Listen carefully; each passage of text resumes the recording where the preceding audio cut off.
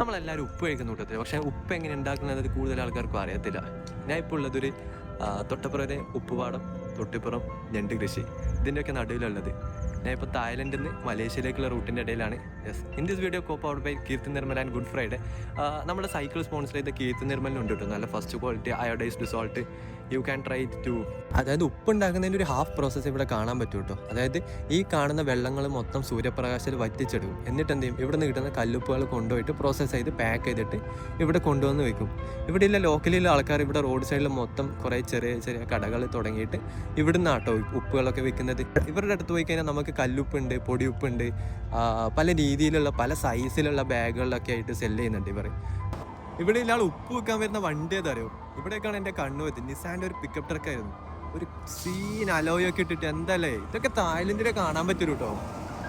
എന്തൊരു സംഭവം കൊള്ളാം. See you next video. By.